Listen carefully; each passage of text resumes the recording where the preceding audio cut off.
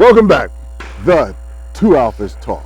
Today we're going to talk to you about something we spoke about in the past. We'll rehash it and a little compilation video with this one on things that we see that's still going on that may or may not be the right thing to do. And that is the placement of your firearm when you're driving, when you're in a car, in a vehicle, truck, and where do you have it?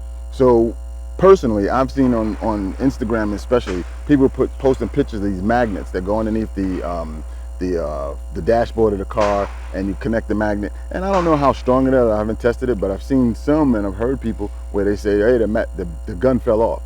Think about this. You're in a vehicle, whether you stop short or you're actually in a collision. You're in a collision, now that gun is a free-floating object inside your car.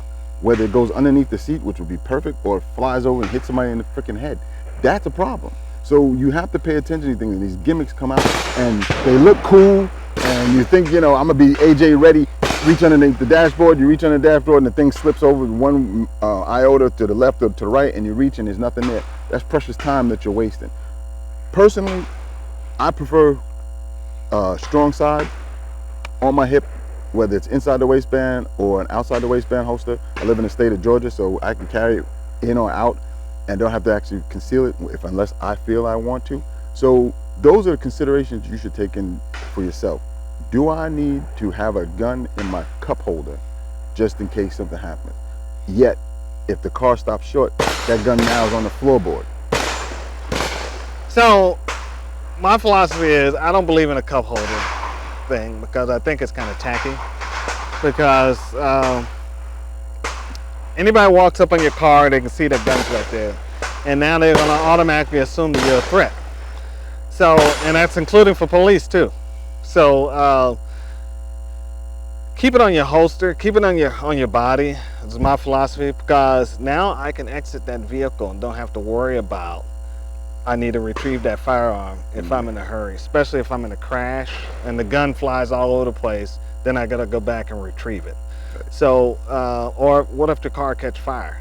Now, then you gotta go back and try to figure out where that gun is before your car burns up. Right. So, and you're gonna risk yourself, your livelihood or your life to go back inside and grab something out of a car, a burning car. Now, what if also too? Think about this scenario: if you was in a crash and somebody's chasing you down, and now the gun just flew out and your seatbelt is stuck, and now the gun is way over on the other side of the passenger's floorboard.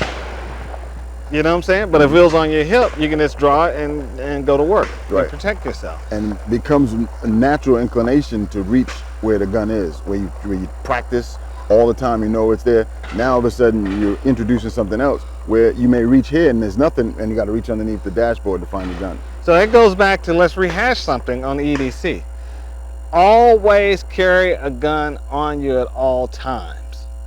Keep it on you if you have a concealed weapons permit. If you're going to open carry, in most states you can, keep it on you.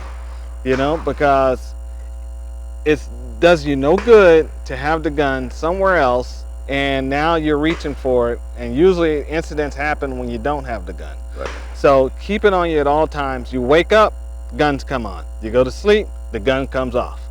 You got to eat, sleep, think, and it's got to be a lifestyle for that gun to be on you. You can't be walking around with saggy pants and no belt. Your pants can't be down all on your butt. You know, you need to have pants that hit snug, and you need to have a good belt. Right.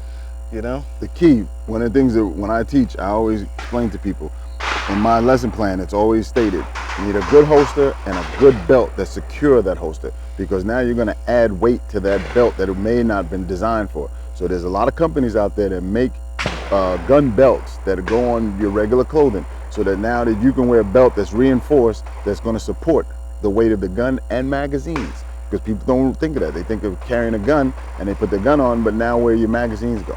So if there's some products out there that allow you to carry a magazine in your pocket, but do you practice that? So now you go to the range and you got a nice range belt and you got everything set up that's on the outside, then you put these things in your pockets and now you got to figure out where the magazine is. And if you practice, it'll be there. But if you don't practice, and this is something that you just do on the spur of a moment, you got problems. You may. Yeah. So, you know, if you're gonna talk smack on Instagram or whatever, I mean, practice what you preach. You got to practice what you preach. I mean, I practice what I preach every day, and I know it's a lifestyle for me. Mm-hmm. So the way I dress, the way I walk, the way I move, the way I do a lot of activities is all according to how I carry. And I carry one way every day, and I do not change that. Mm-hmm. Okay, so I don't go from a Monday gun to a Tuesday, Wednesday, Thursday gun. I don't do that. I carry one gun for that whole week, that entire week, 365 days a year. There's an old saying that says, be wary of the man with only one gun.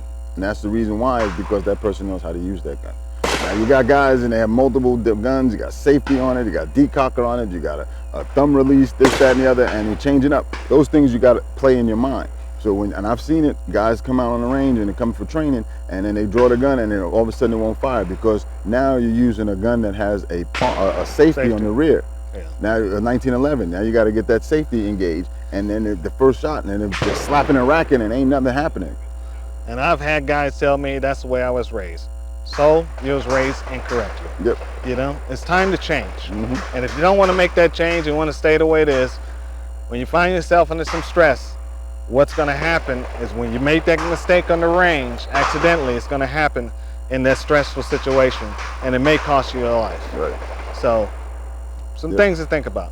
Look us up on social media. We will be on Parler pretty soon. We're on YouTube, Instagram, and Facebook. Yeah, the Book of Faces. Yeah, the Book of Faces. You guys got any questions, pose them to us. You got any subjects you want us to talk about, and we'll see you on the range.